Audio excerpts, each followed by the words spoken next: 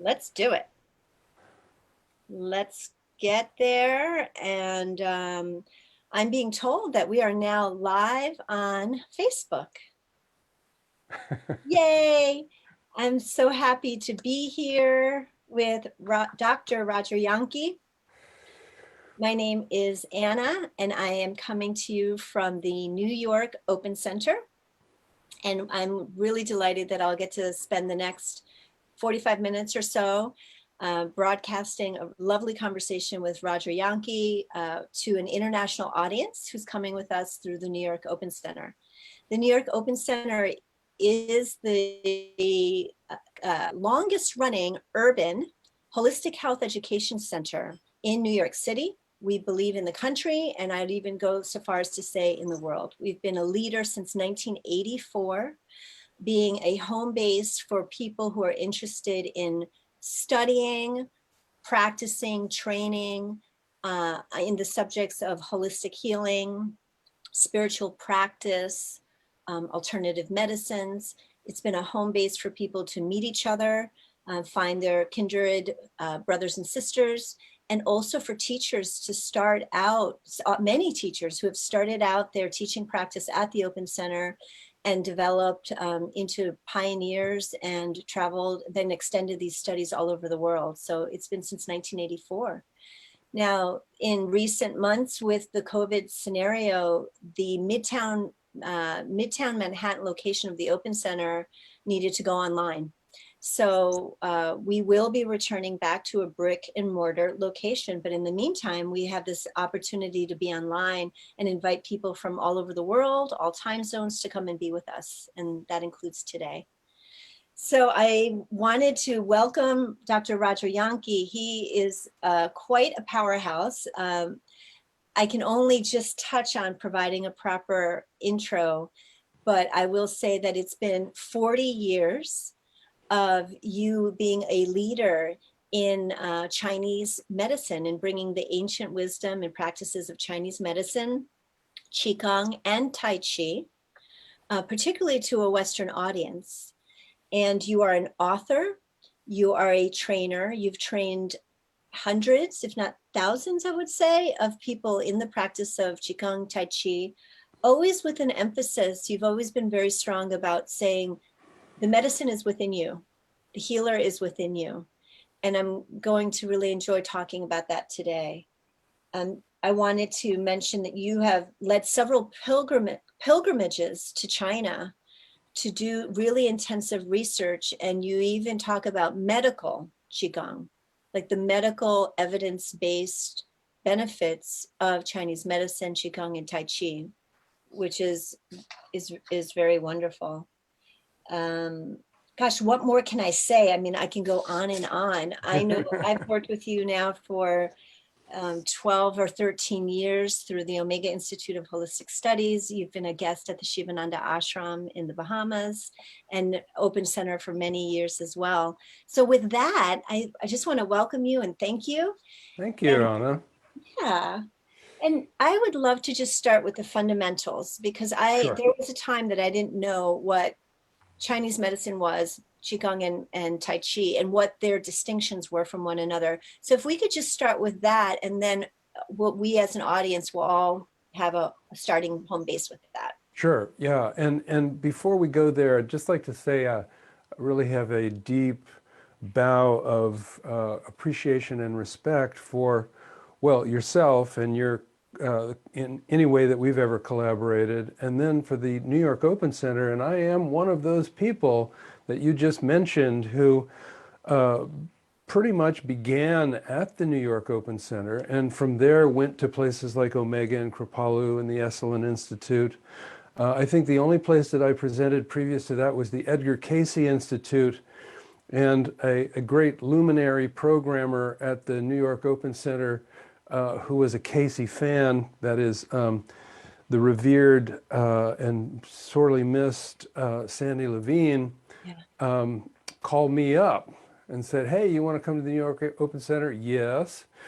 And so all of those amazing centers of learning have been such a part of how the world could become what it could become. So we're all working on that all the time. So allow me to jump in by saying that Chinese medicine has two, this is just really fascinating place to start, has two approaches. In the Western world, we have one approach, and that approach is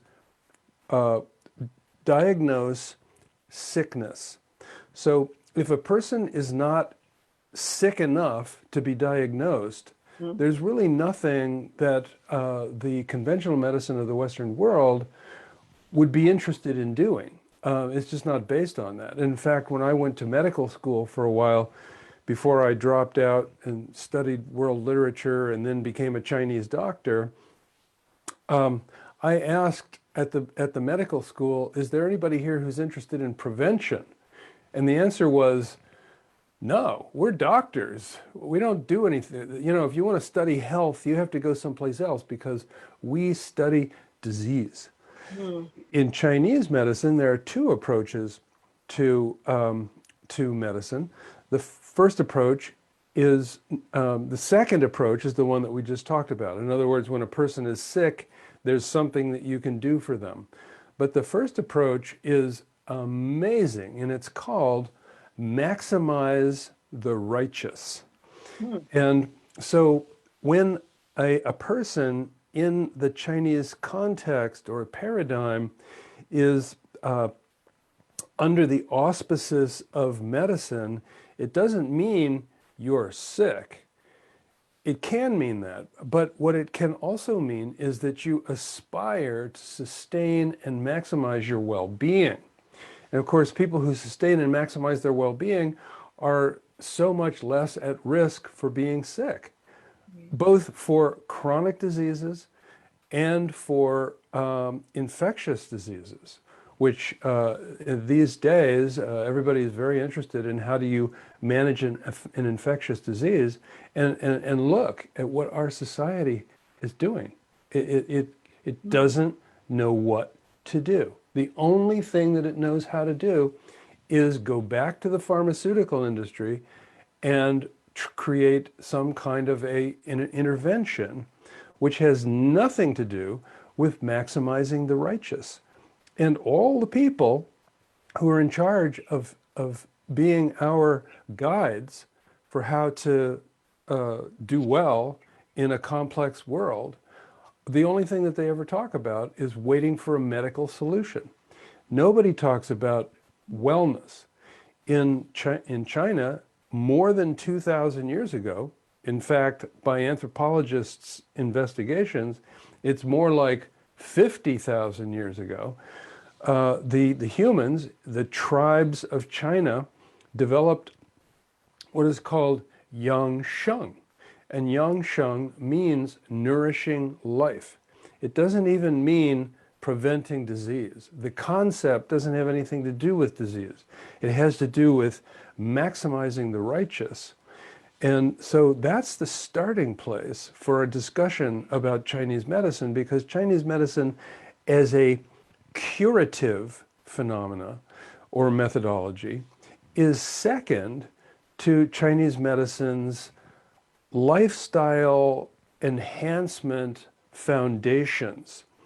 And so then what are some of the best ways to accomplish that? Well, nourishment, hydration, rest, exercise, stress reduction and meditation. And how do you do some of all of that? How do you do the exercise and the meditation and the stress management? Well, you do Qigong and Tai Chi. And Tai Chi and Qigong are, we would like to, in the Western world, we would call them exercises, but they're not called exercises, they're called practices. And practice is, in the Chinese framework, is around something that's called cultivation. And cultivation means to cultivate the functional capacity of the body, to cultivate the functional capacity of the nervous system and the mental emotional system, to cultivate the capacity to have a philosophical framework that you live within that provides some kind of refuge from all of the assaults that might happen in a person's life. So these are called the three treasures. In Chinese medicine and Qigong and Tai Chi, it's all focused on integrating the three treasures. And the three treasures are my physical self, my mental emotional self, and my spiritual self. And so pretty much everything about Chinese medicine and Chinese philosophy is focused on integrating the functional aspects of the physical, mental, emotional, and spiritual aspects of oneself, and of course, supporting anybody that we know in doing the same thing for themselves. Right. And so I'm hearing, so that's amazing. And That is amazing. that is amazing. That is, it's all one needs really to build that capacity on a physical, mental, emotional, and spiritual to optimally live life. And I also know Correct. it's a deep, deep study and practice in philosophy. And I know that you also make it accessible to people. I had a question about that, and now I forgot it. So Well, that's let's do two things. First, yeah. we should talk about the difference between Tai Chi and Qigong. Okay. And then the second thing we'll do is talk about how to make it not only accessible, but also understandable. Okay. So, difference between Qigong and Tai Chi. Now, remember, the Chinese worldview is based on something called Qi. And Qi is a ubiquitous phenomena that exists, according to Chinese philosophy, everywhere in the cosmos. So it's not just in a person, it's not just in a region, it's not just in a planet, it's not just in a solar system, it's not just in a galaxy, it's not just in a super galaxy, it's not in a universe, and it's not just in a multiverse. It's everywhere. And so the chi of a person is different than the chi of a tree, and the chi of the liver is different than the chi of the heart. And so when we think about how does a human work, then we could say, well, it's an orchestration of organ function under the auspices of an autonomic nervous system, which is under the auspices of a, a personality that's interacting with the world by either being happy or sad or stressed or less stressed. And so this chi thing seems like a great mystery, but really it comes down to one thing, and that is functionality. So the functionality of a human is human chi. The functionality of the heart is the heart chi. The functionality of the tree is the tree chi. The functionality of the tree's root is the chi of the root of the tree. And the functionality of the leaf of the tree is the chi of the leaf of the tree. So all we have to do to think about chi is think about what it is that we're wanting to, shall we say, have a thought about, and then we can, in the Chinese paradigm, assign whatever that thing is to having its own chi that is in a relationship with all of the other, can we say cheese? All the other chi around. And so with that in mind, let's what we won't do is talk about Qigong and Tai Chi in Qi terms, because that gets complex, and I already kind of explained how Qi operates. So let's go to our home languages, which is more like consciousness and physiological function. Qigong is usually fairly simple. It's usually done either sitting or standing, so there's no complexity associated with using one's feet. And the gestures, when there are gestures, are typically upper body gestures using mostly the arms, although if you're standing, you might be sinking sinking into your knees to be able to build strength in the legs, but typically no walking in Qigong, although there are very elaborate forms of Qigong that do have walking. And Tai Chi, on the other hand, has upper body and lower body. And so that already makes it a little more complex. Because of the complexity, Tai Chi becomes something that requires a lot of attention. And attention really requires brain capacity.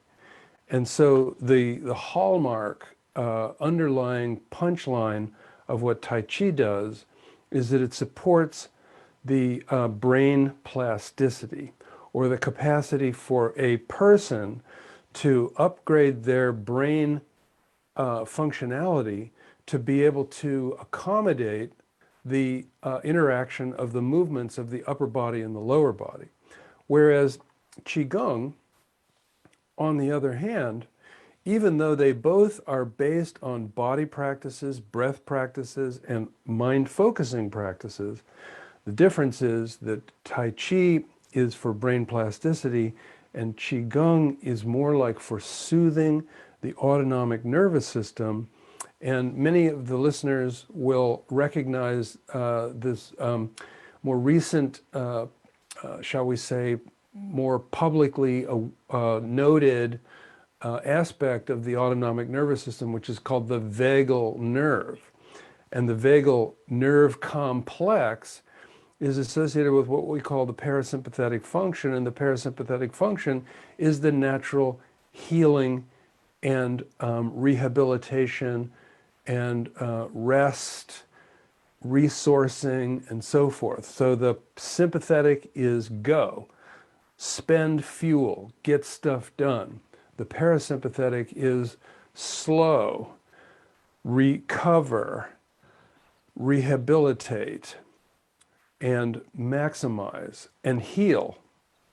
And so while Tai Chi is for brain plasticity, Qigong is very much for soothing the nervous system and moving into the vagal toning.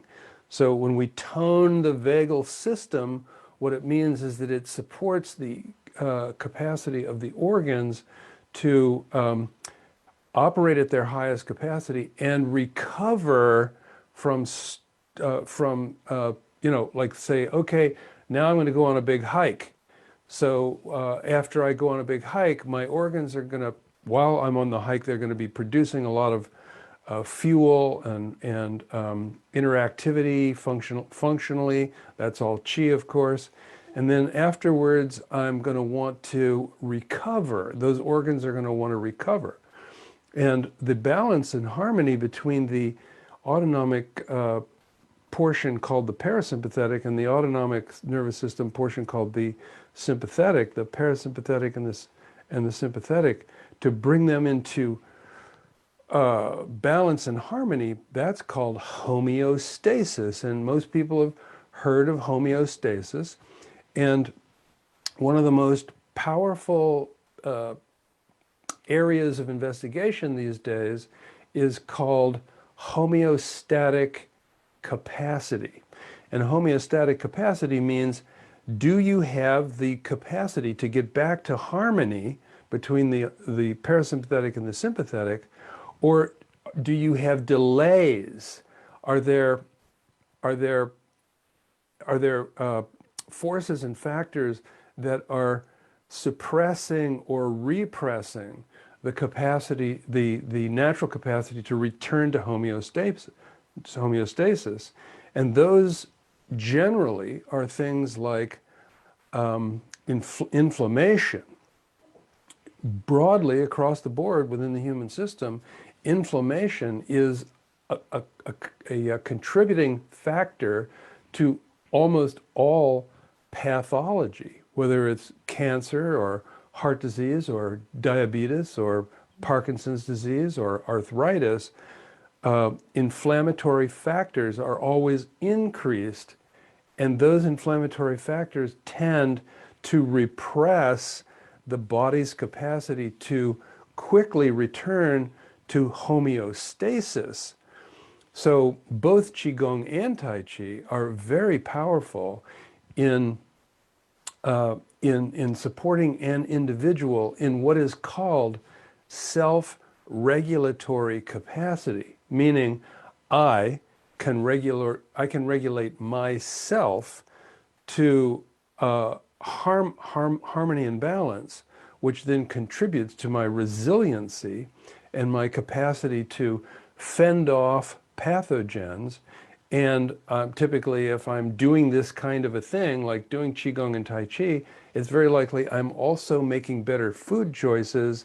I'm also moderating my relationships, particularly with those toxic characters. One of the things that I've had a lot of people say to me is that once they got into Qigong and Tai Chi, either one, it led, it was like a gateway. Qigong is a gateway drug to, you know, other cool stuff.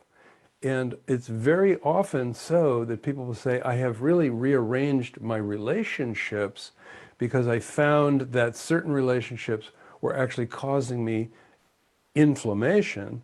And I'm now, shall we say, either moderating those relationships by asking those people to treat me differently, or I'm basically just letting those relationships lag.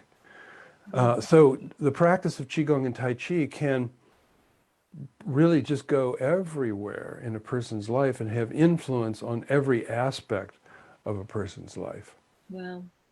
Well, that was one of the most precise explanations of Chinese medicine, Qigong and Tai Chi I've ever heard. And it's very accessible and simple. If I want to start a practice, particularly Qigong, let's say Qigong to begin with, because that's practice that's sounds like very restorative in and a nice antidote to Yeah, modern times and modern stress. How often what does the practice look like? Like how long is it? And sure. is this something I do every day? And Yeah, so first we're gonna slash a myth. There's a myth that says if you do Qigong wrong, it will hurt you. okay, And I personally, as a doctor of Chinese medicine, who's been involved in this for many, many years, has been to China 10 times to figure this all out, will tell you that the idea that you can do Qigong wrong, you have to really work at it. Now, there are some teachers who do Qigong in very complex and intensive sorts of ways, wherein if you did that wrong, it maybe could be harmful. I mean, I've never seen it happen, but you know, let's just admit that there's some possibility that in some cases. But when we make Qigong easy, accessible, and fun, no, there's just no limit. So then you might say, well, then could I just do Qigong without a teacher? I think the answer is yes. And if you go to Google and you put in the word Qigong, usually spelled Qigong, you'll find a bunch of stuff. If you put Qigong with my name with it, then you can, you know, practice along with me for no cost. And you might think, well, what if I do it wrong? Well, I just said, it doesn't matter. So when we teach people to be teachers, we've trained, you mentioned a number of hundreds and thousands. We've actually trained 2,000 practice leaders and teachers who are working all over the world. And those people are, some of them, not all of them, are leading classes that have 20 people or 30 people or 5 people. And so the number of people that are being influenced and empowered by Qigong through the people that we've trained is really in the probably, we calculate this sometimes and try to figure it out. We don't know exactly, but we know that it's over 100,000 people that have been influenced by the people that we have trained at the Institute of Integral Qigong and Tai Chi. And so you can also look up Institute of Integral Qigong and Tai Chi if you wish. But the point that I'm making is that people ask, can I learn Qigong from a book? Yes, particularly if you take me seriously about the fact that you can't do it wrong. We even say, as I was going to say, and now I will say, Mhm. it's better to do it wrong than not at all. Because if we don't do the practice, we don't get the benefit. If we do the practice, I'm saying it's not wrong. Because what is it? It's just kind of waving your hands around, using your breath, and focusing your mind. And if you get those three treasures, remember we said three treasures, body, mind, spirit, Yeah. but there's many versions of the three treasures, and one of the three treasures is posture and movement, breath. Let's just all take a deep breath right now.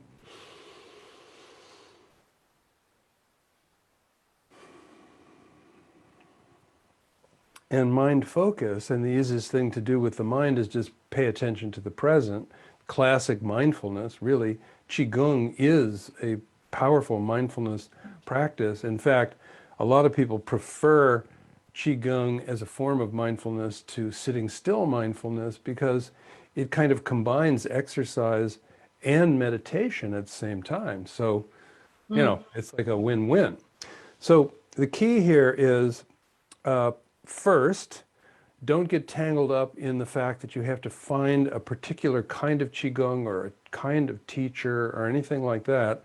It helps, it's interesting, it's fun, and there's all kinds of interesting characters out there who do this kind of work, some from China and some from the United States. And so then once you've kind of slashed the myth that you have to learn something specific from a certain type of person, but then just go for it and introduce yourself however you wish. Right now, there's so much happening online. Oh my gosh. I'm associated with an organization called the Healer Within Foundation. If you go to the Healer Within Foundation's Facebook page and then go to their video library, there's probably 50 practice sessions there with people that we've trained over the years. Easy, accessible, fun, interesting practice leaders leading practice sessions for 30 minutes. So just by going to the Healer Within Foundation's Facebook page, there's like a pile of Qigong there. Mm. And much of it is based on this concept of the healer within, or the medicine within, or maximizing or turning on and awakening the healer within. And we'll probably talk more about that. So then, once you've got a pathway to learning, and go to Google, put Qigong in, you'll be there for years. And you might say, well, which one's best? Well, don't ask me. You decide. You decide. We'll say that's too complex. Okay, that's not the best. That seems too simple. Okay, for you, that's not the best. Gee, that seems too hard. Okay, well, then that's not the best for you. Just keep shopping until you find something that fits into your comfort zone, and then practice that for a while.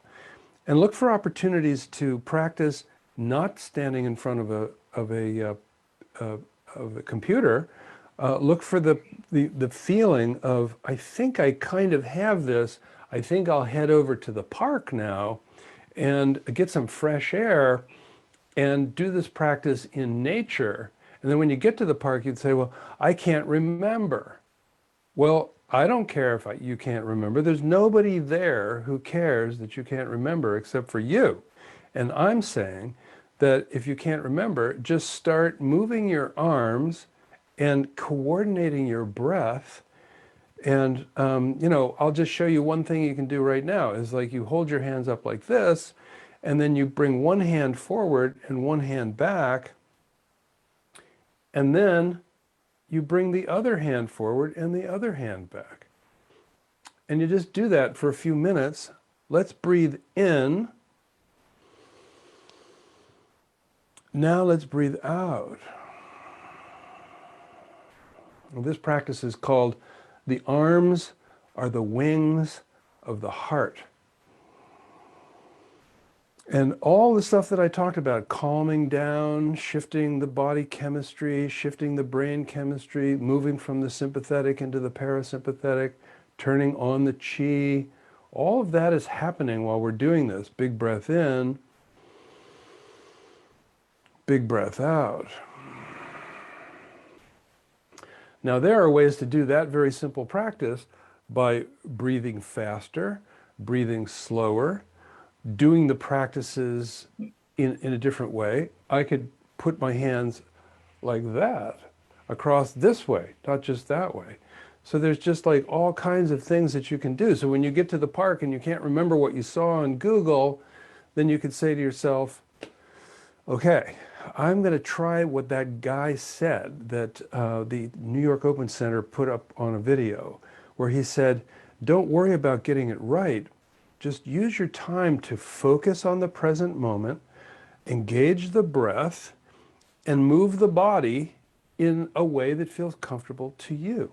And do repetition, move it this way 5 or 7 times, and then move it the other way 5 or 7 times. So that's the basics on how to get started. So then how often should one do this, and for how long? This is really a lot based on how your world works. So if we said you have to do this for an hour, then hardly anybody would. So what we say is do the practice for a period of time that's comfortable for you. And a lot of people do this by breaking it down into pieces.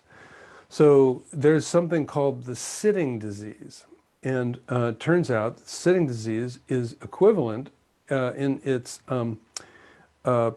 negative effects on the human system as smoking. And so we're all doing a lot of sitting, we're working at computers, whether we're at the office or at home. And so a lot of people just get up and move around every 60 minutes or so. Maybe you're walking to make tea, or maybe you're walking to the bathroom. Well, could you, while you're walking to the bathroom, take a few deeper breaths? And could you think to yourself about shifting your posture? Right. Could you think about, well, wait a minute, I'm really fretting right now. And the thing that I'm fretting about is not something that I can do anything about this minute. So how about if I give myself a vacation from fretting about that, and I'll focus on, you can do a simple Qigong practice by touching your thumb to your fingers. Just say, touching my thumb to my first finger. I don't have to fret right now. Big deep breath. Second finger. I don't have to fret right now. Big deep breath. You can do this while you're in the bathroom, taking a little break. So the whole idea that it has to be an official practice session that lasts for a certain amount of time is another part of the mythology. And what happens with these mythologies is that, I want to try to figure out how to say this so that it's not offensive, but there are certain people in the world who like to have a following. And one of the things that you do to get a following is you mystify. And so if you mystify a person into believing that they can't do it if you're not there, then that person has not been liberated. That person has basically been ensnared. And I'm a real fan of liberation, not just because of the Declaration of Independence and the Constitution, but because it's, well, like Jefferson said, it's inalienable. It belongs to us by divine authority to be able to be the authors of our own lives. And so we can design our Qigong practice however we want. The basics are, if you don't do it, you're not doing it. So then it's not enough to just like the idea. Got to actually put some, time aside. And then we could talk about the nature of time and the effect of things, but that's a little trippy, so we probably won't do that today. But basically, find a practice you love, find something free if you want to, buy a book or a video or a program, if you want to, come to my program at the Open Center. Right. However you want to do it. Back to you, Anna. Oh, so I really feel your commitment to making it easy, accessible, demystifying. You've made yourself so available, through the Open Center, through all of your various websites. And you and I talked a little bit before we started earlier today, and you shared with me how important it was for you to this time was really inviting us to more self-reliance. These modern times and the challenges that we're living right now are inviting us to self-reliance, which then leads to freedom, to be healthy, to be in you said freedom on how to be well. And I keep hearing that with you when you say it's that simple, and just start with the 5 minutes, start with 10 seconds. This exercise that we did already, I could feel the shift in me. Can you talk about, it's 2020, we're living in challenging times. So what is the invitation about our freedom and our self-care? Yeah. Well, we were invited in 1776 to liberate ourselves from any force that seems repressive or seems to be, shall we say, controlling our environment or our world. And here it is, like hundreds of years later, and we still live, whether we have a democratic government or a Republican government, we live under the influences of commercialism and the self-serving nature of the elite, and all that kind of talk. And I don't like to talk like that, but it's true that the average person is very much under the influence of, shall we say, our leaders. And our leaders continue to default to corporate funding. So the people that we've elected to make the policies for how we manage our lives have basically been bought by the pharmaceutical industry. And how do you know? How do I know that? Well, okay, let's take the most respected experts in medicine today. You know who I mean because of the era that we're in. You've seen them on television. The most respected medical experts of the day have never mentioned anything that you can do to maximize your well-being. Mm. You can wash your hands, but that's basically in defense to get the bad thing off. You can wear a mask, but that's just a defense to keep the bad thing off. What I'm talking about is from Chinese medicine, maximizing the righteous. How do you maximize the host? I'm the host, you're the host. Right. When a pathology, gets on us, then there's what's called the host response. And if a person is under the influence of inflammation and all the kind of, shall we say, health depreciating behaviors that we have, which includes the foods that we eat and the way that we think, just right now, the amount of pressure that's on parents Mm. to make decisions about their children and going to work or not going to work. All of that contributes to a repression of host capacity. Right. And so I feel like it is just such a terrible tragedy. It ought to be illegal, but apparently it's not. But it is tragic that the people that we trust to give us guidance about how to live our lives and be well, the policymakers, they are not in the business of maximizing anybody's personal freedom, but instead it's the shopping is corporate, schools are, under this just big, massive control system, medicine's under that system, military is under that system. They're all called the industrial complexes, the educational industrial complex, the military industrial complex, the medical industrial complex. People don't have any guidance about how to help themselves. You got to go to the internet. And of course, then the experts will say, don't believe what you read on the internet. So now we're panicked about whether, like if I would say, put a little lemon in water on a regular basis to alkalize your blood. Increase the amount of times that you take a deep breath in a day. These things have basically no cost.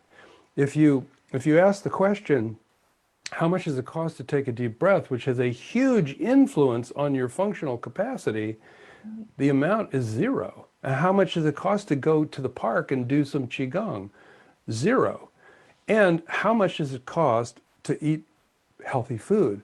I've done research on this, and the research on 27 huge trials and investigations around the cost of food, what is the relative cost of junk food to healthy food, it's about $1 a day. So in other words, for $1, a person could actually have a diet that would be like taking a natural medicine, as opposed to having a diet which is basically causing the person to have less resiliency and be at risk for chronic diseases. Right. Roger, how I hear everything that you're saying, and of course you're absolutely right. And I look at the availability that we have to people like you as when the industrial complexes no longer serve us, and we look up and we say, that's not working for us anymore. Today, more than ever, people have access to you. They have access to you in this conversation, on your website. And I think that's part of that invitation is, with your encouragement, to that we may believe that, wow, we can reset ourselves, that we can rebalance ourselves simply, cheaply, be in control, to remember that the healer is within. And you didn't, this wasn't accessible to us 50 years ago, 60 years ago, the way it is now. So I feel like it's an act of self-care. It's an act of, not rebellion, that's too strong of a word, but it's a rebuttal to, it's a empowerment, and that we all build our awareness and our muscle in that direction with the incredible guidance that we have through you. And that gives me hope, because the sooner that we all become more balanced and harmonized and healthy and functional, the more we can serve into what's needed in our families, in our communities, in the world right now, right? And you have to build the muscle here first. And so it's almost like it's in the face of all of that I turn my gaze to people like you. And you Yes, give me thank the you. guidance, and you make it so simple and accessible. And I just want that's how I see it. And it gives me hope, and it encourages me. Thank you. Well, and I'd like to add one word to what you said about being self-determining and self-reliant, and that is patriotic. To Mm. me, the foundation of patriotism is protecting the ideals of your nation. And so, what would be more aligned with the inalienable rights that are granted by divinity and expressed in the Declaration of Independence. And what would be more aligned than to align with the values of, in order to create a more perfect union Yeah. from the Constitution. I mean, how could you do anything better than that as a patriot? And so when we shift our spending to farmers, like you live in the Hudson Valley, oh my gosh, what an incredible area of abundance, and there's been so much support of organic farmers. I live in Santa Barbara in California. I can go to a farmer's market absolutely every Sunday. There is not a Sunday that it's closed. You know, I live in Southern California. I like to think of it as the southern tip of Northern California, by the way, just Uh-huh. politically and socially. Okay. But these are things that we can do, that we have the rights to do, and that we have the access to do. You can get so much Qigong on the internet for free right now. It's amazing. Mhm. So yeah, but I like this idea of like, yeah, okay, self-determinism, you know, that sounds like something I learned about in school. Self-reliance, that sounds very powerful. Yeah, I probably could do well with that. But then when you say patriotism, boom, Yeah. that's like, wow, I just joined the army. I'm in an army of citizens who are devoted to liberating families from the sort of usual pathways of operating in our lives. And of course, one of the big question marks is Amazon. Oh shit. You know, I want to be able to not go to that store. I want to go to, but they just closed my favorite health food store because of Amazon. So now I'm, caught Right. buying stuff and flying it and shipping it and putting it in boxes with plastic stuff. And so we just got to keep focus, focus, focus. And I think the most profound thing that people can do is, one, grow a garden, two, do Qigong. That's fantastic. Well, you are endless. I mean, I haven't even started asking all the questions I want to ask. So that's a bummer. But what it means is I'm going to interview you again, and we're going to talk about another thing because we can just continue. But I wanted to, before we go, I did want to ask you about how well Qigong and Tai Chi, your teachings, let me say that, translate online. And, are you training people online as well? And is that Yep. working? Yeah. Okay. Yep. Well, in fact, I have a class coming up with the New York Open Center later in August Right. that will be an online teaching. And then later in the fall, we're going to do what we typically would have done at the New York Open Center live. We will do online live, which is a Qigong practice leader certification called Healer Within Medical Qigong Practice Leader Certification. And it's Okay. basically intended for everybody everywhere to be able to get certified to do Qigong, simple, easy, accessible Qigong in their schools, their fitness centers, their workplaces, their faith institutions, their social service institutions. We do a lot of work with Veterans Administration. Mm, So just easy, accessible. It's like a 16-hour training. So we're doing that with the Open Center, great. and we have an online video library, which is very available. If you go to iiqtc.org, that's the Institute of Integral Qigong and Tai Chi, iiqtc.org, and fish around, go to the bottom of the page, you'll find that there's a click there for a library of videos, and there's some other videos that stream there.